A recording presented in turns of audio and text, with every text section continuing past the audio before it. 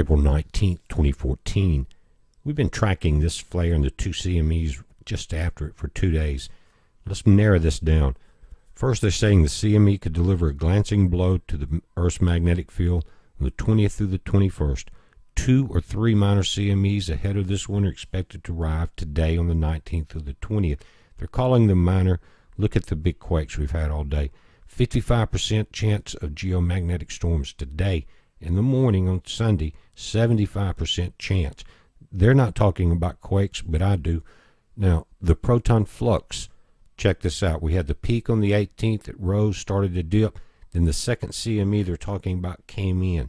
Now, we got one more, then we're going to have the impact from the big one. Notice the protons on the ACE satellite are still climbing, even in the last frames as the CMEs continue to come in. Now, let's use this chart and put some kind of very unique timing on this. You've never seen this. We've never broken it down quite like this, and the timing is unique for Passover. Here, 5 a.m. at dawn in Jerusalem. In the end of the Sabbath, as it began to dawn toward the first day of the week, came Mary Magdalene and the other Mary to see the sepulchre. And behold, there was a great earthquake. For the angel of the Lord descended from heaven, and came and rolled back the stone from the door and sat upon it. His countenance was like lightning, and his remnant was white as snow. And for fear of him the keepers did shake and became as dead. The angel answered and said unto the women, Fear not ye, for I know that ye seek Jesus, which was crucified. He is not here, for he is risen. As he said, Come see the place where the Lord lay.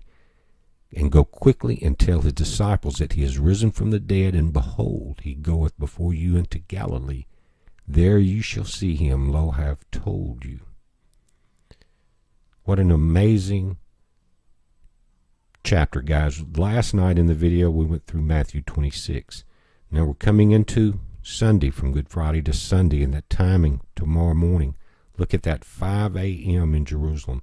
Now, I'm not saying that we're going to have a quake there, but at sunrise we're having the impact. Now again, this will be 2 a.m. Eastern Standard Time, guys, 1 p.m. Central. You can time that around the globe. But at dawn tomorrow, the first impact. Now that's going to go for about 3 hours, and I'll show you that. Calling basically the peak of it is about 3 hours for both of these events. The second one will be 3.5 hours, right in that time. But again, behold, there's an earthquake. Now, we watch things happen. We watched last week, before all this happened, gold collapsed. The stock markets were losing all over the world. Slight gains, but they've been hurt deeply, and they're going to continue to grind down. But this is an amazing chart. Now, let's go forward with it. Here, we're going to go in 6 o'clock. We're right in the peak, 400 hours, starting right there. Now, 400 hours is midnight tonight on the East Coast. That we're looking at UTC time, guys. The midnight hour. 8 a.m. in Jerusalem. That's during the peak. Now, we notice we started to rise at 5 a.m. That's when we started going into the rise of the impulse. During the peak, 6 to 7 o'clock. That's 3 a.m. Eastern. So from 5 to 7, we're going to go start to see it rise and then start to come out of that peak. It's going to dip down. We're going to see it start to rise back up. Also, within a few hours of that time, let's go through it. Coming out here at 1400 hours UTC time. That's 10 a.m. Eastern in the morning. New York on the East Coast, guys. 4 p.m. Jerusalem time. So as that second wave comes in, guys, we've got the East Coast that's going to be very sun-facing. And that's going to go through about 3 to 4 hours in the peak, and then a slower decline. Up in 1700 hours, you're right in the peak of it.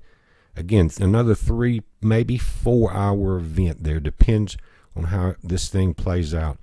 But guys, look at the activity on the sun. Now, this is SDO, which is Earth-facing. There's been one filament released today that's Earth-facing. But look at the side glancing blows that we're going to get from this sun spot. One CME after the other. That's just the afternoon images. That's not the entire day. You can just count them up, the energy being released at that point. But those are only side blows compared to the Earth-facing ones, but it keeps building the electrons and protons up that heats our Earth. Tectonic plates shift, volcanoes heat up.